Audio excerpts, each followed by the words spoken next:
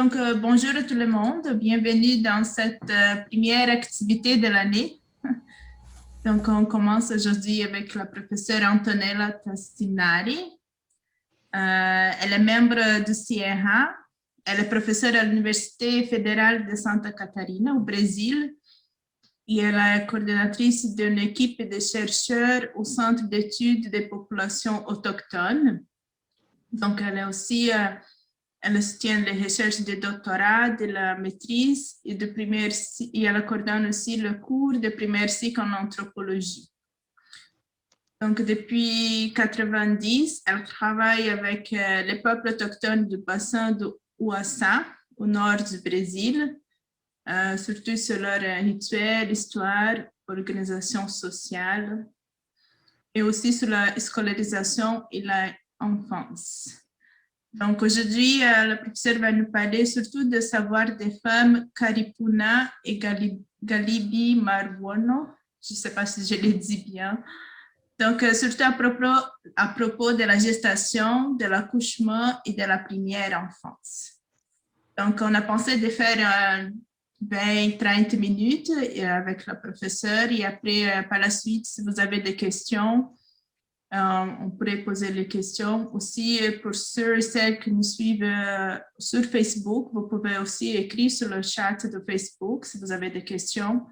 Et Laurence va nous rapporter les questions. Merci, Antonella, d'être là. Merci. Merci. Merci pour l'invitation. Merci aux collègues de Sierra Montréal. C'est un grand plaisir d'être ici, même que virtuellement, et parler à propos de ces champs de connaissances des femmes Karipuni Galibi Maruono, qui articulaient autour du concept de mère de corps, mãe do corpo, en portugais, ou maman piti, dans leur langue maternelle, les créoles français. Bon, je vais partager mon écran. Comme ça, vous pouvez accompagner, mieux accompagner la communication. Une question centrale de cette communication concernant les connaissances, les techniques et les soins des femmes Karipuni Galibi Maruono, expertes en puxar barriga, comme en portugais, ou raler le ventre. Elle compose un réseau d'apprentissage et de coopération qui va au-delà de l'appartenance à des villages ou à des groupes ethniques et qui est en relation étroite avec les agents du système de santé publique, parfois de manière conflictuelle et parfois de manière collaborative. La composition de ces réseaux est à la base de ce que je prétends argumenter. La manière actuelle dont les femmes Karipuni Galibi Maruono misent en pratique les connaissances sur la fertilité, la santé des femmes, les techniques liées à la grossesse, à l'accouchement et à la puerpéralité, est articulée autour de l'idée de mère du corps. Les techniques de puxar barriga ou raler le ventre, en patois ralevant, se retrouvent dans plusieurs régions du Brésil, en général associées à la notion de mère du corps, a mãe do corpo, et parfois également liées à des histoires de grossesse provoquées par des animaux enchantés, encantados, ou des êtres invisibles, comme se passe dans la région analysée. Les similitudes de description présentées dans la thèse de Soraya Fleischer sur une communauté riveraine à Melgaço, par ici, et de Raquel Scopel chez les Munduruku et de Fernando Fileno sur les Moura, les deux proches de Borba par ici, et dans le travail de Julia Sauma avec une communauté quilombola proche de Oriximiná par ici, et les similitudes avec le contexte ethnographique que j'ai trouvé proche de l'Oyapock, ici, à côté de Guyane française, indique un complexe de connaissances féminines largement diffusée dans la région amazonienne parmi les populations autochtones, quilombolas et riveraines. En ce qui concerne à la méthodologie de la recherche, je mène des recherches chez les Caripuna depuis 1990 et avec les Galibi-Maruano depuis 2001. Ils habitent au nord de l'état de l'Amapá, c'est ici au Brésil, proche de la Guyane française. Et j'ai commencé une enquête plus systématique sur la circulation des connaissances féminines sur la grossesse et l'accouchement à partir de 2010. Pendant des recherches de terrain réalisées en janvier de 2010, de 2016 et 2020, j'ai interviewé 11 femmes Galibi-Maruano et 14 Caripuna, expertes en relevant ou infantaire. J'ai également interviewé 3 techniciens infirmières et un médecin qui assistait à des femmes enceintes. Pour les arguments que je développe, je m'inspire des contributions de Christina Thoring, qui questionne la distinction entre les dimensions biologiques et culturelles de l'être humain, en proposant une analyse unifiée qui considère que le développement de l'organisme se produit immergé dans les relations socioculturelles qui les produisent, rendant impossible la mise en évidence d'aspects purement biologiques chez l'être humain. Dans sa définition de l'ontologie humaine comme processus social, l'auteur souligne le fait que le processus de vie de l'organisme humain n'est possible que dans les interactions sociales qui sont présentées et qui l'informent même avant la naissance. C'est dans cette mesure que l'auteur reconnaît la vie intra-utérine, que la vie intra-utérine peut également être analysée par l'anthropologie, étant un moment d'interaction du fœtus avec le corps de la mère et à travers lui avec son environnement social. Pour Thoring, cette expérience préalable à la naissance incarne une série de schémas, ici entendus au sens piagétien, qui naissent déjà avec les bébés et en forment son comportement généralement pris comme naturel. Ces schémas ne sont pas des représentations mentales, mais sont construits à partir du développement d'un système nerveux sensoriel répandu dans tous les corps et impliquant tous les sens. Conformément à ces arguments, certaines études ont mis en évidence une compréhension autochtone de la vie intra-utérine en tant que phase active, y compris la reconnaissance des aspects de l'autorité, de l'altérité et de l'agressivité du fœtus, comme dans les travaux de Tristan Platt sur les Quechua de Bolivie. La monographie de Verissimo traite des phases de l'enfance chez son peuple guarani. Elle présente la phase de l'enfance dans un cycle de vie qui comprend également la phase de gestation. Chez les Galibi-Maruano, Codogno a déjà observé que le rôle de l'enfant est reconnu depuis la grossesse.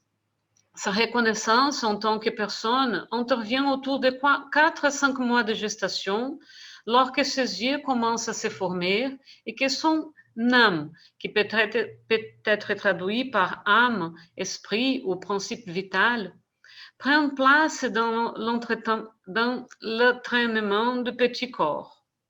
Cet esprit se développe avec le corps du bébé et est considéré comme la force qui donne naissance, donnant à l'enfant la force nécessaire à la naissance. La prise en charge de la construction du corps du bébé commence à ce stade, non seulement par les massages au ventre, mais aussi par des restrictions et des prescriptions diététiques. Les techniques relevant en créole sont basées sur la notion de mère de corps, qui se définit comme le lieu où le fœtus se fixe et se développe, mais aussi comme une force pulsante centrale pour la santé féminine. C'est la force de la femme. C'est tout pour nous femmes, c'est l'essence des femmes. À propos de la puxação, comme ils disent, on peut dire que c'est une technique plus générale de massage ou de procédures corporelles visant à rétablir l'équilibre et la santé de la personne. Vous pourrez tirer une jambe ou un bras disloqué ou des muscles tendus de la visage, par exemple. La puxação de barriga, relevant, en revanche, fait référence à l'équilibre plus général de la personne et sont des pratiques thérapeutiques pour soigner en un temps de découragement qui peut affecter les hommes, les femmes et les enfants. Le traitement se fait au sol de la maison, comme vous voyez, sur une serviette ou un hamac, et les femmes expertes utilisent des huiles végétales comme l'andiroba, la copaïba ou le tucumã pour masser le ventre. Parfois, ils tirent également les jambes ou les bras du patient, étirant chacun des doigts dans une opération qui prend entre 10 et 15 minutes. Selon Madame Graziella, l'une des sages-femmes les plus reconnues et qui a enseigné à plusieurs générations de sages-femmes Karipuni Galibi Maruono, la mère du corps est une force féminine palpitante située dans la région du nombril, responsable de la santé de la femme. Si elle quitte sa position, si la mère du corps change la position, la femme reste dérangée. Ça veut dire qu'elle ressent la douleur, de l'anxiété, un malaise général et devient incapable de concevoir. L'homme peut être également devenu dérangé si son grand, comme ils disent, se déplace. Et il définit grand, Madame Graziella définit grand comme une petite boule semblable à un œuf de caille située dans les sacs scrotaux. Je comprends que être avec la mère du corps en place, ou le grand dans le cas des hommes, concerne un état d'équilibre, de santé et d'intégrité que la personne, d'intégrité de la personne, par opposition à l'état qu'il définit comme dérangé. Pourtant, dans un certain moment, je me suis rendu compte que pour les sages-femmes, il n'est pas pertinent de définir la mère du corps comme mon anxiété anthropologique recherchée. Ce qui compte, c'est de savoir comment ressentir son pulse, comment la mettre en place, comment soulager la douleur de femme ou diriger le bébé vers la naissance. Dans le cas de femmes enceintes, le relevant a un autre bout, suivre la croissance du fœtus, observer sa position, les positionner correctement pour naître. Les experts et les femmes enceintes partagent les connaissances communes sur l'importance de cette pratique qui doit être faite tôt le matin, l'estomac vide. En général, c'est un moment où le bébé bouge peu, mais on dit qu'il se réveille et se met à bouger en répondant au toucher des mains de la spécialiste. Madame Conceição dit que l'enfant perçoit le relevant. Il semble devenir excité.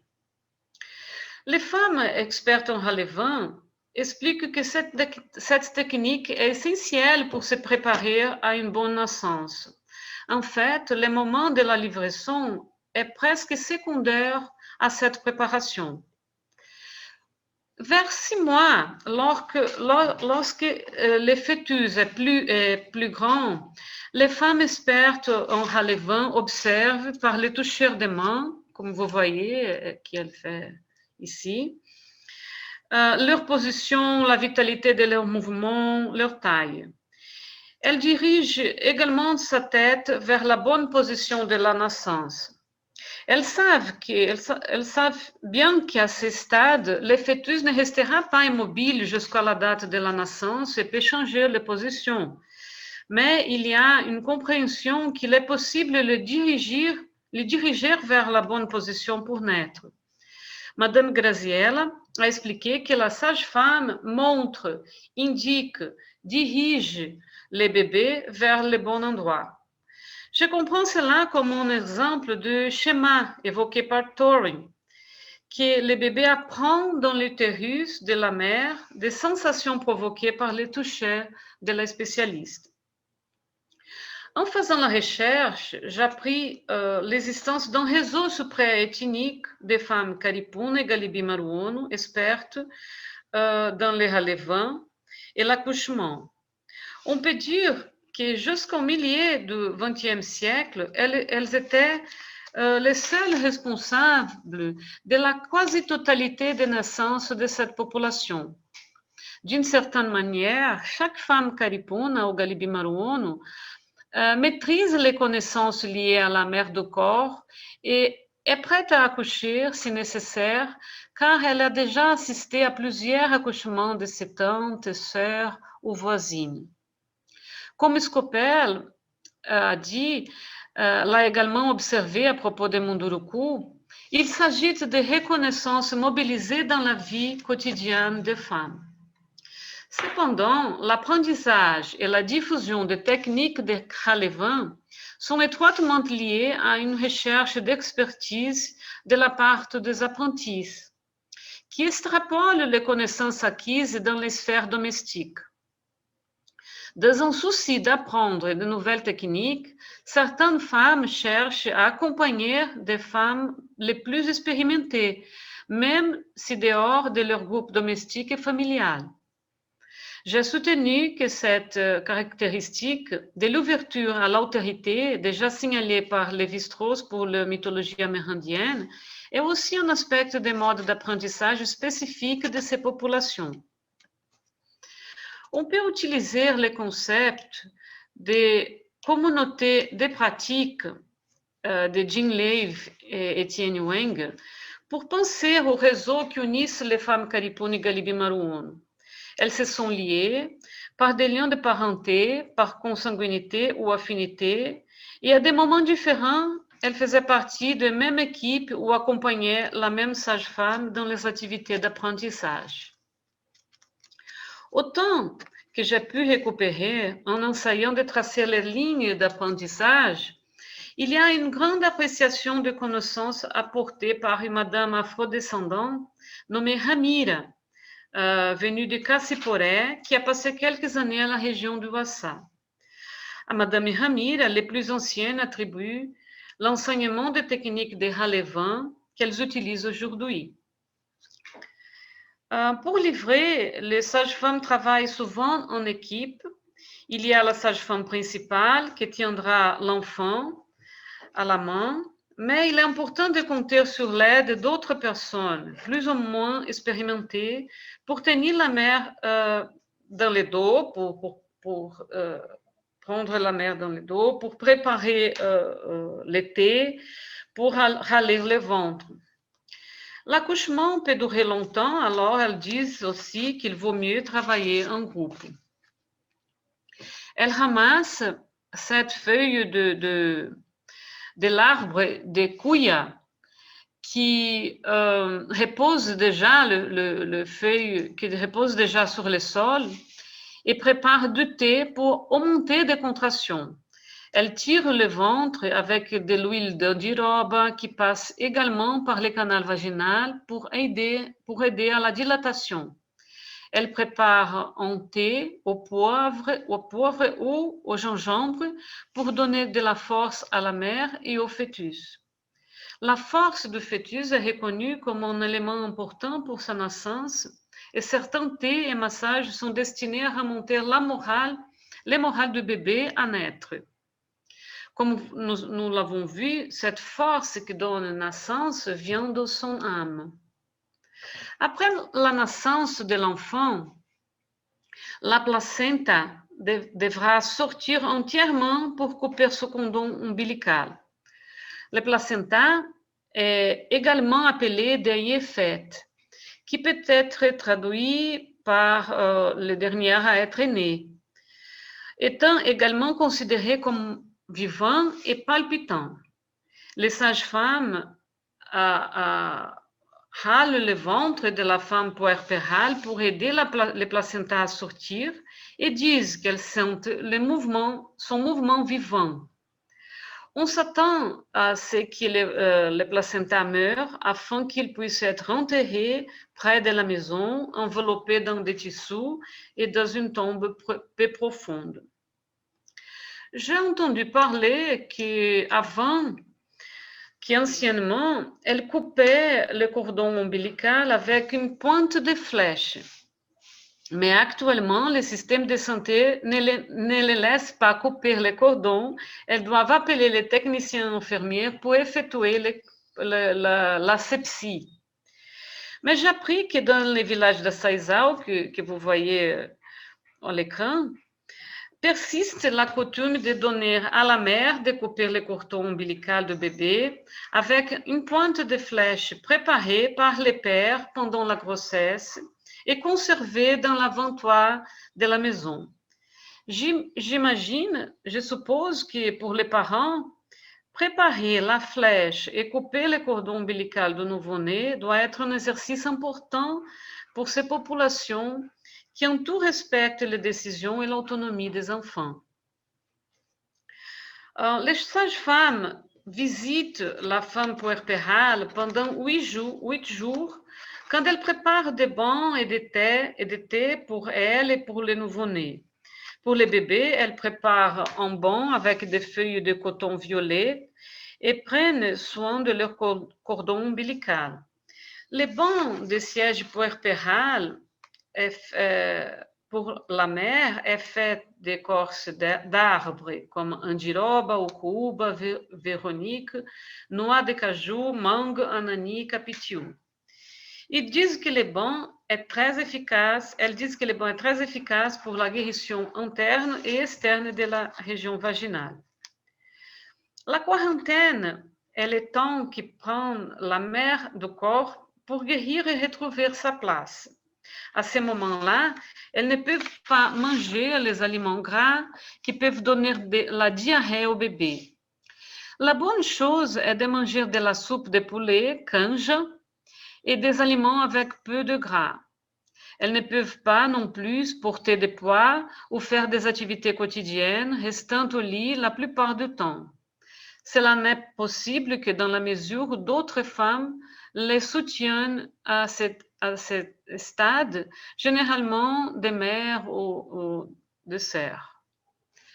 Pour que les bébés grandissent et grossissent, elle utilise la technique de appeler la chair, en créole, appeler la chair, littéralement. C'est une activité quotidienne de modélage du corps du bébé à travers des massages donnés par la mère à l'enfant. Assise sur le sol ou en chair, avec le bébé couché sur ses jambes, la mère enveloppe les bras de bébé, comme vous voyez, à des mains en effectuant des mouvements de rotation dans les directions opposées, faisant glisser les muscles en douceur sur les os et tout en émettant un déclic avec sa bouche. Ça, c'est le son. Elle en fait de même avec les fesses, les jambes, les dos, les coups, la tête et le visage, façonnant les nez, les oreilles, les joues. Elles appellent ce processus faire le corps du bébé et disent que cette pratique est aussi importante que la nourriture pour le développement sain de l'enfant. Pour conclure, la communication, j'ai essayé de présenter les connaissances et les techniques utilisées par un réseau de femmes Karipuni Galibi Maruono concernant la grossesse, l'accouchement et la puerpéralité. Ces femmes, depuis plusieurs décennies, enseignent, se soignent et se soutiennent mutuellement, ainsi qu'à leurs filles, belles-filles, voisines, sur la dynamique liée à leur corps et à la gestation de autres corps. Grâce à des massages relevants, elles ont soulagé ces douleurs, réconforté les angoisses, donné espoir au désir de devenir enceinte. Grâce à ces connaissances, elles ont donné un soutien physique et émotionnel aux parturientes qui se sentent en sécurité entre leurs mains. Une sécurité elles ont peut-être appris dans le ventre de leur mère, manipulées par des mains expérimentées qui leur montraient le chemin de la naissance.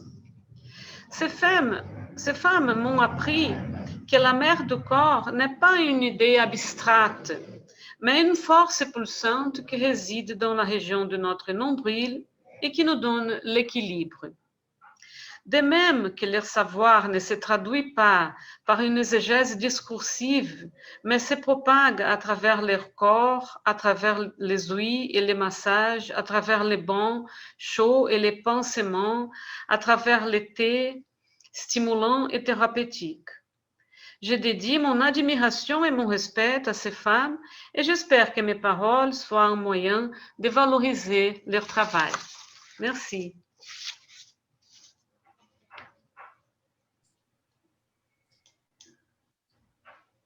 Merci Antonella, c'est très, très intéressant, vraiment.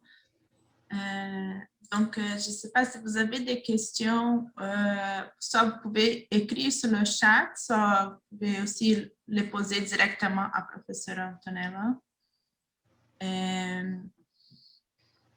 Sabrina, tu peux commencer? Oui, bonjour. Merci, c'était très intéressant. En fait, je voulais savoir par rapport à des complications qu'il pourrait y avoir, soit pendant l'accouchement ou la gestation ou après avec le bébé, est-ce que les sages-femmes sont équipées avec la tradition? Est-ce qu'ils utilisent des herbes, des plantes ou on réfère en milieu hospitalier? Comment ça fonctionne? Oui, elles utilisent des herbes pour faire des thés, des huiles pour ces massages. Mais elles disent que ces massages qui s'appellent Halevan, puxação de barriga, elles disent que ça, c'est la technique qui empêche les complications parce que, en fait, le bébé emprunte le chemin de la naissance. C'est ça qu'elles disent.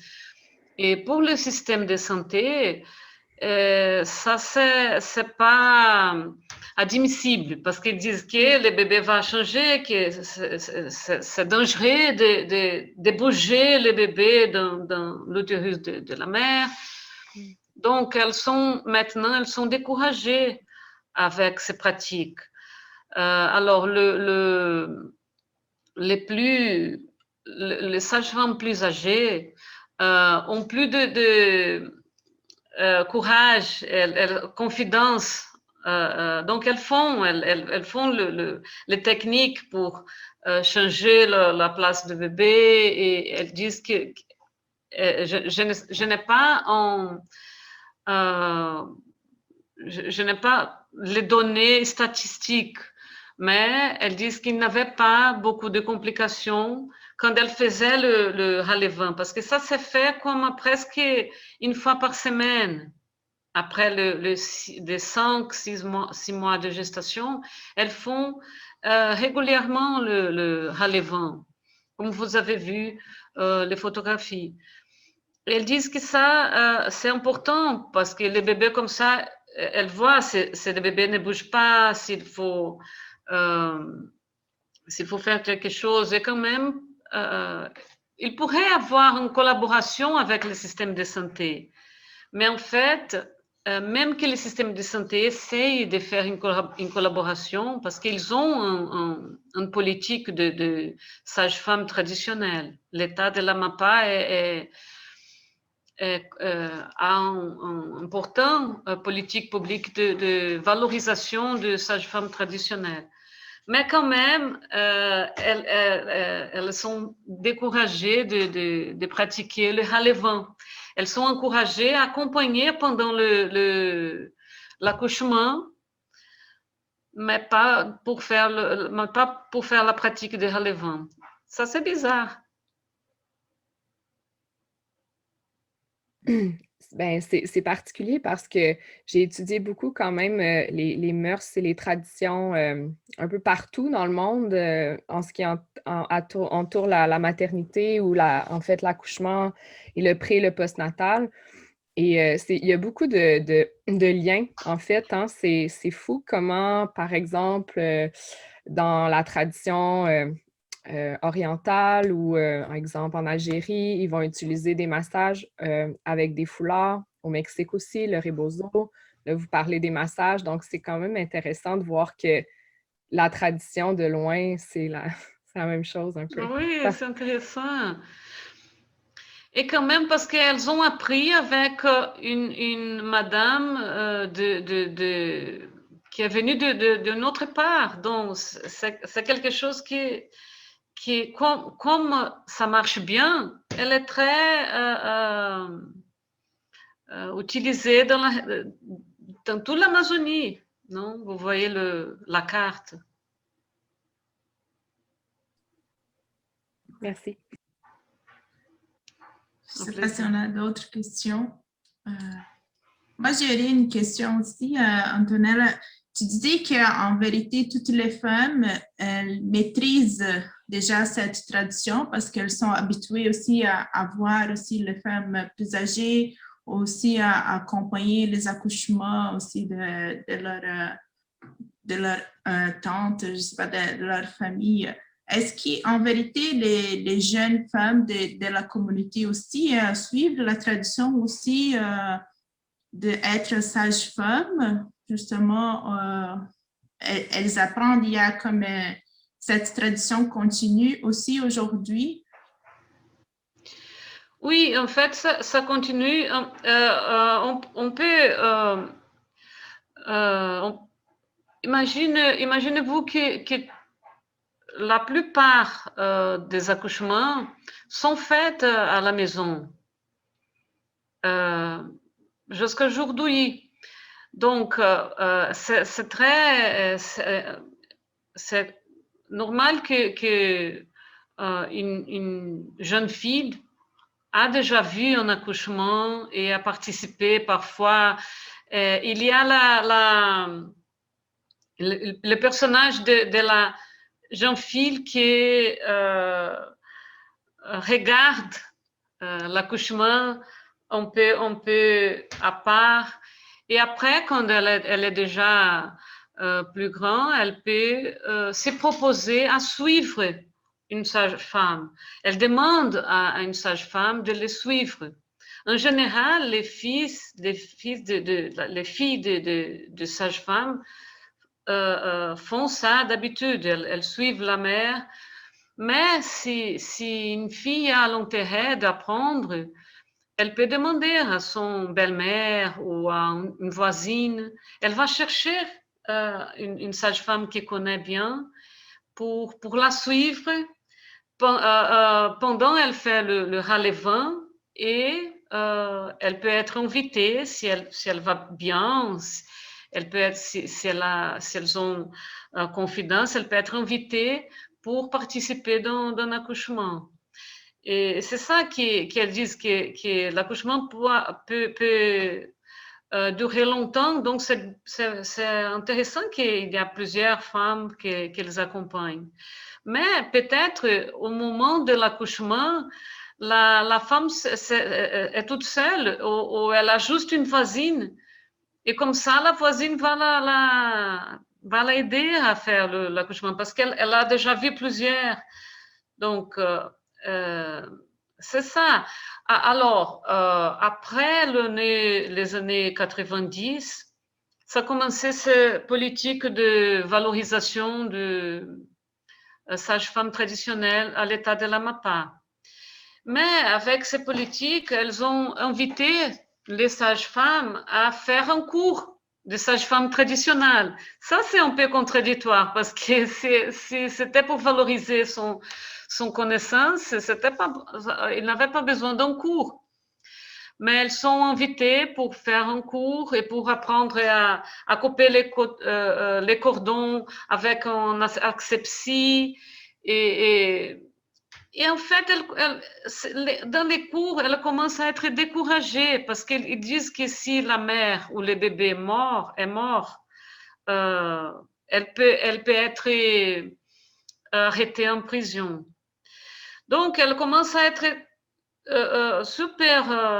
avoir peur de que ça se passe et elle envoie en général, s'il y a quelque chose qui est pas très normal, elle envoie la femme enceinte pour la ville. Mais ça, c'est un problème parce que les villes sont pas proches. Parfois, 4 heures embarcation, 4 heures. Alors, c'est compliqué. Ouais. Là, j'ai Clarisse aussi qui a levé la main. Clarisse. Oui, merci.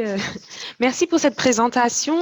Malheureusement, je n'ai pas pu suivre le début. Je ne sais pas si vous aviez parlé de ça avant, mais là, vous décrivez en fait une pratique qui se transmet de femmes parmi les femmes au sein de la communauté.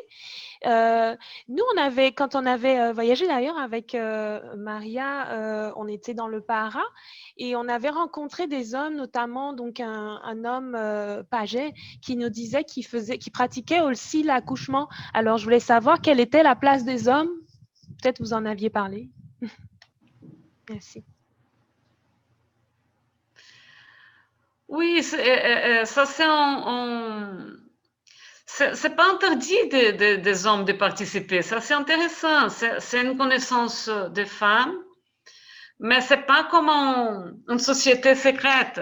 Il y a aussi des hommes. Et j'ai entendu parler de femmes qui étaient toutes seules à la maison et l'accouchement a commencé et c'est le mari qui a fait l'accouchement, qui a aidé à faire l'accouchement. Donc, il y a plusieurs situations que j'ai entendu parler des hommes qui peuvent enfanter. Mais le savoir, je ne connais, parmi les femmes. Pardon? Mais le savoir se transmet majoritairement parmi les femmes. Parmi les femmes, je n'ai vu aucun homme qui accompagnait, qui était en processus d'apprentissage. Mais parfois, les pagés, le chemin, ils sont appelés, ça se passe aussi. Parfois, parce qu'il y a aussi parfois la grossesse est attribuée à un être invisible, non? Encantados no Pará.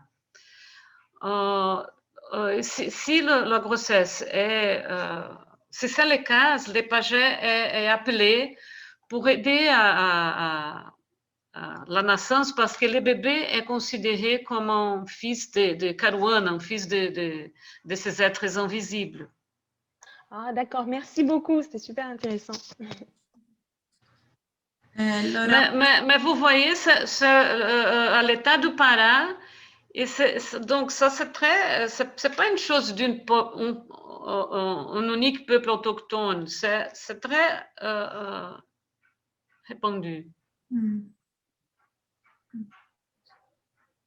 Laurence, tu as des questions sur Facebook? Oui, on a 2 questions. La première, c'est comment ce type d'accompagnement pourrait être lié aux pratiques cliniques médicalisées?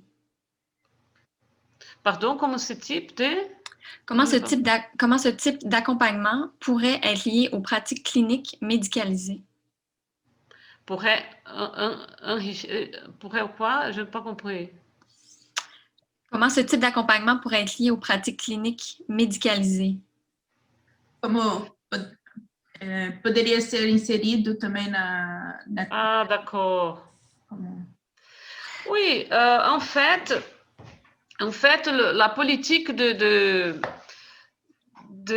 valorisation de sages-femmes traditionnelles est très intéressante, mais elle pourrait accompagner, et ça se passe.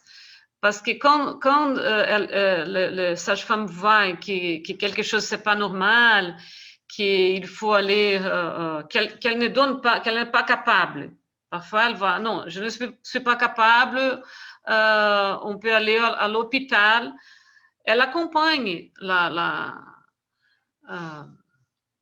femme à l'hôpital, elle peut rester là, elle peut faire l'enterrement de la placenta, elle peut donner le thé, mais en fait, le problème est que elles sont maintenant découragées de faire l'accompagnement de toutes les semaines, les massages de toutes les semaines. Donc, il y a une méconfiance du système de santé avec ce savoir. Ils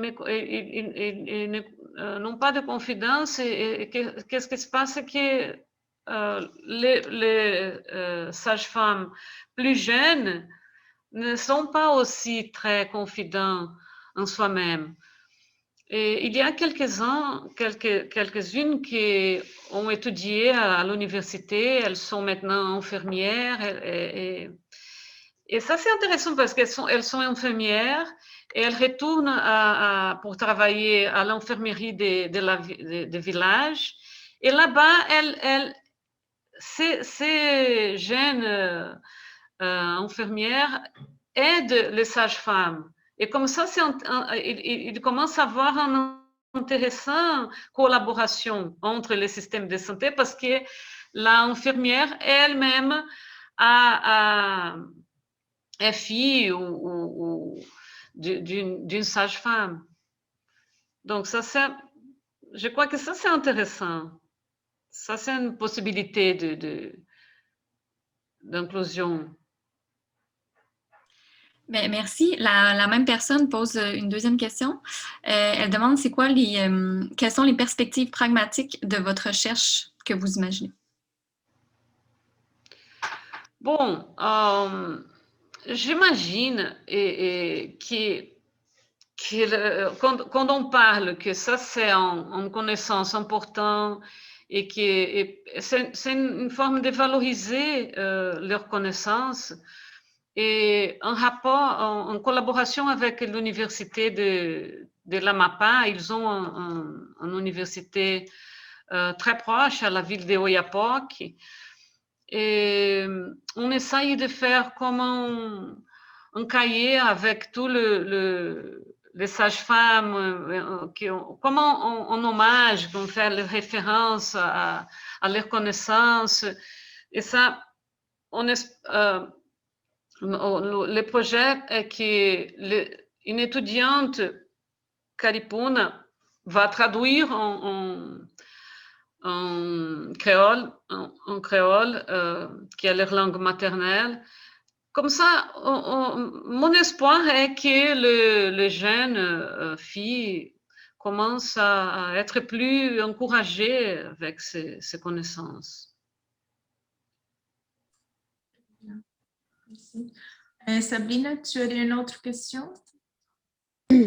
Oui, bien, en fait, je suis en train de regarder beaucoup les traditions en milieu autochtone, plus de l'Amérique du Nord en ce moment, en lien avec l'accouchement et la grossesse. Puis, ils ont quand même une vision assez holistique, mais en incorporant, dans le fond, le corps, la biologie humaine avec beaucoup la nature ou les éléments.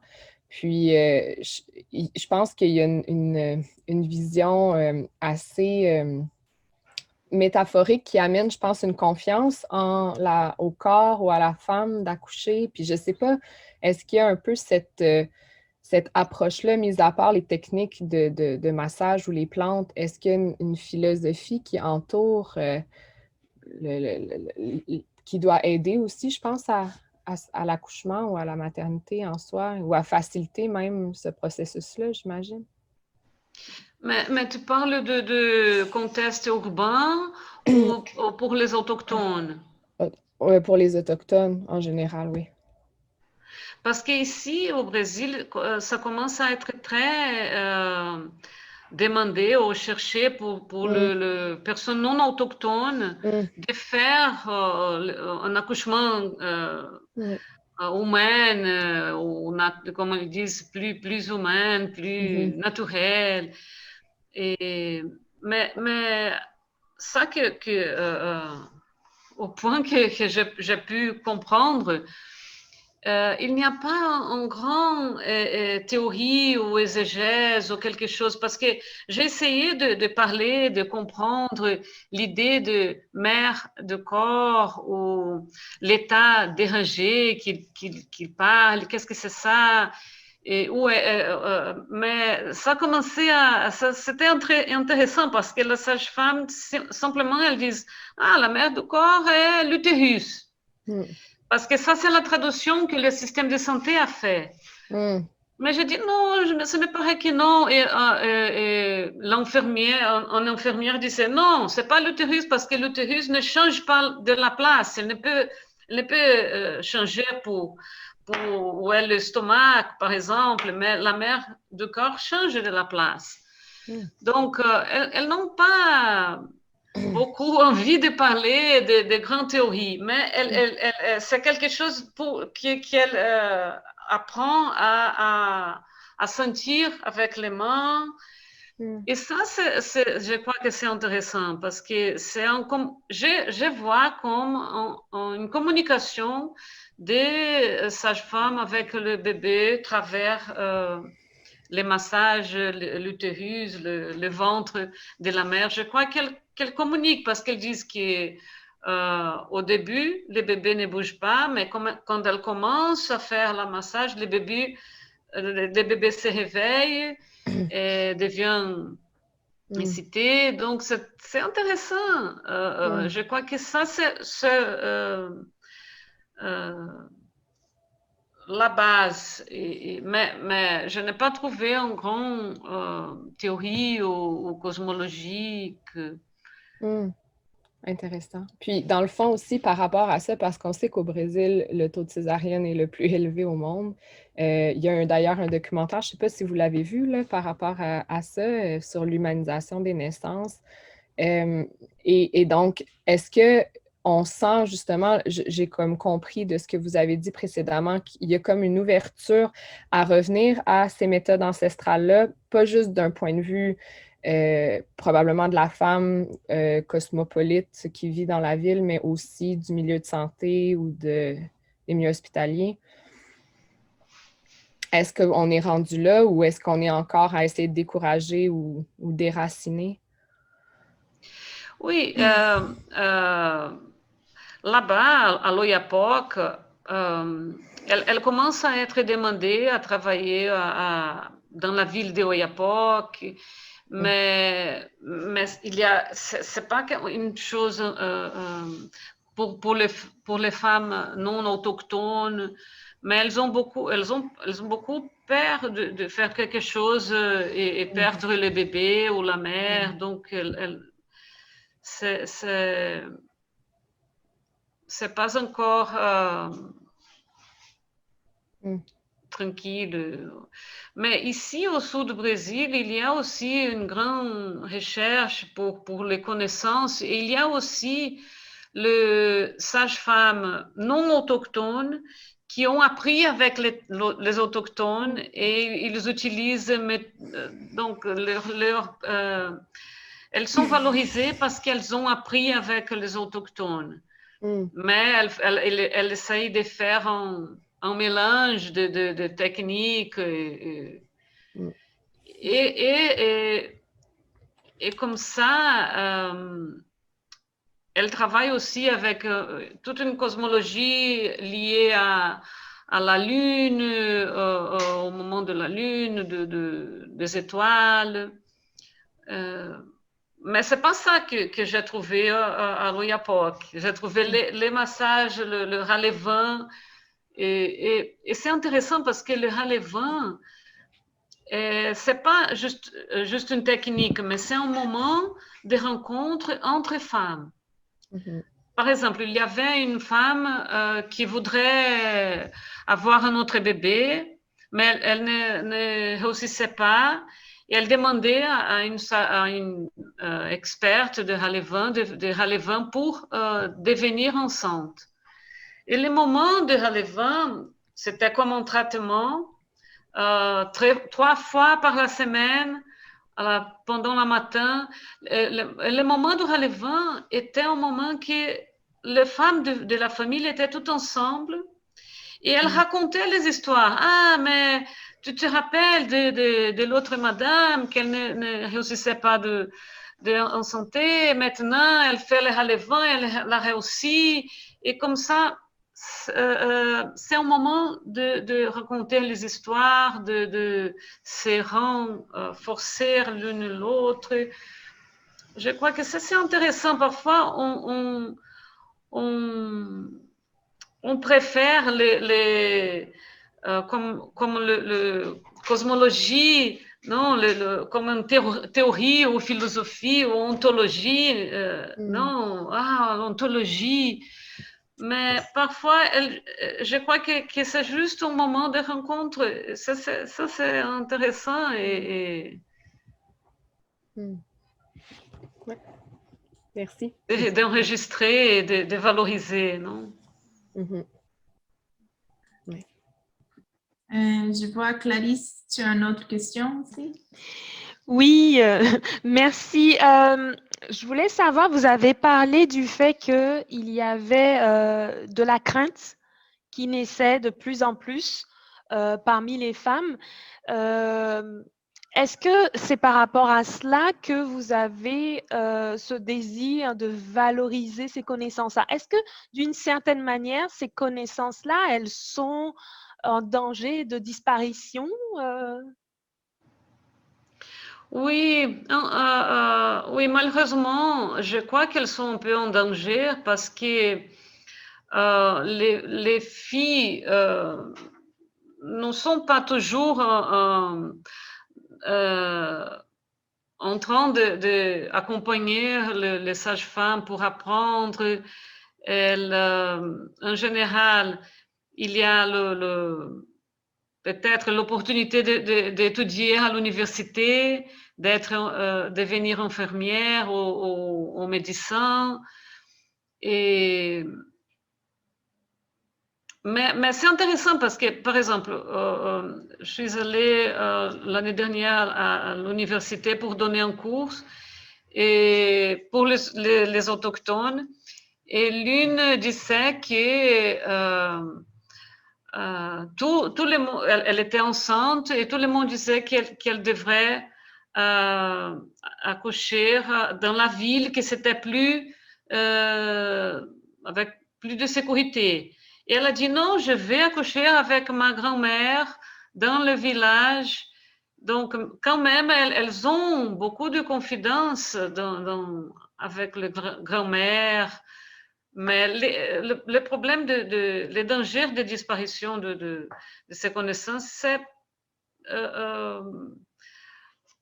de couper ces lignes de transmission, non, de savoir. Je ne sais pas si j'ai répondu. Oui, tout à fait. C'est exactement ça. Et vous avez parlé aussi des cours qui se donnaient. Pour vous, ces cours ne pourraient pas correspondre à une forme de transmission égale à celle qui a toujours existé. Oui, malheureusement, les cours, ils sont très comment on dit, biomédiques, Biomédical. biomédical. Ils sont très biomédicales et par exemple, elles ont tous ces thé au bain qu'ils font avec les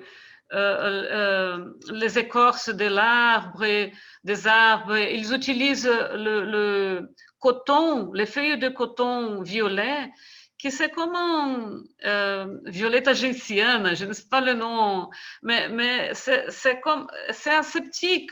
Mais le système de santé ne croit pas que ça va marcher pour soigner le cordon ombilical. Et ils disent toujours que les choses ne vont pas marcher, qu'il faut faire comme les traitements biomédicaux, mais qu'elles peuvent rester. Donc, leur travail est très découragé.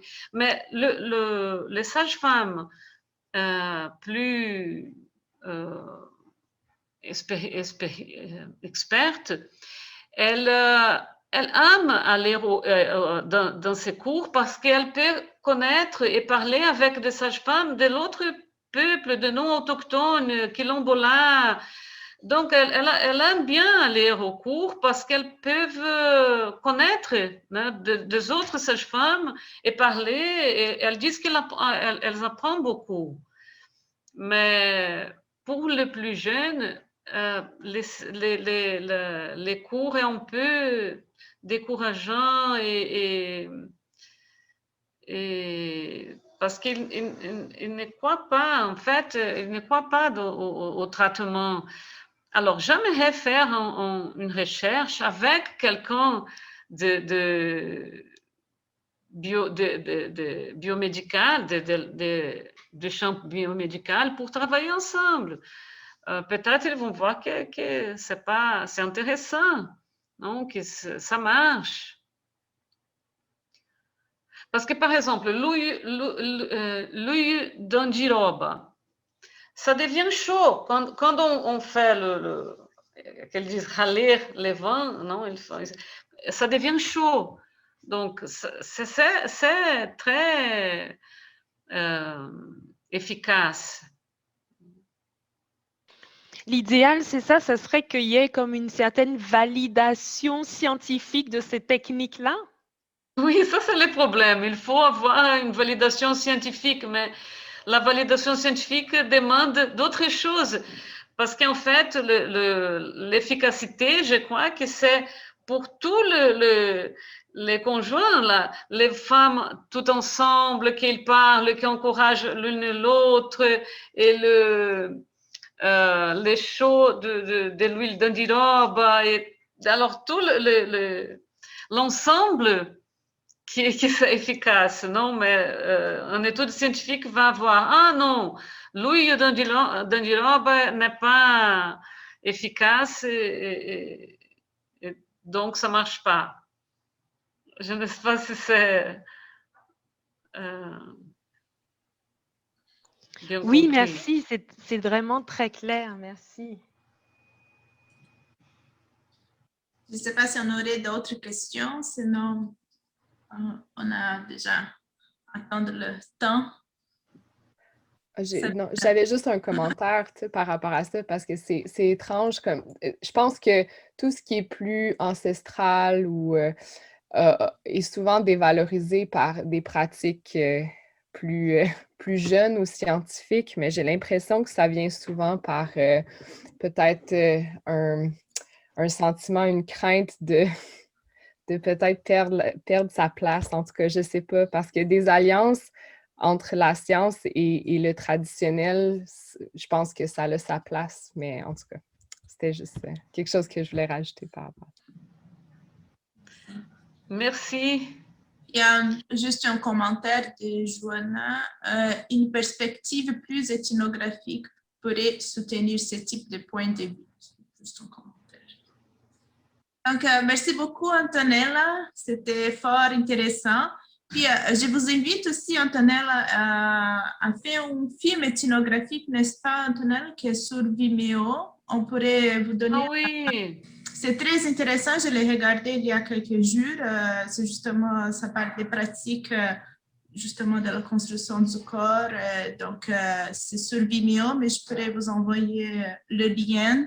Comme ça, on pourrait mettre sur la page aussi sur Facebook.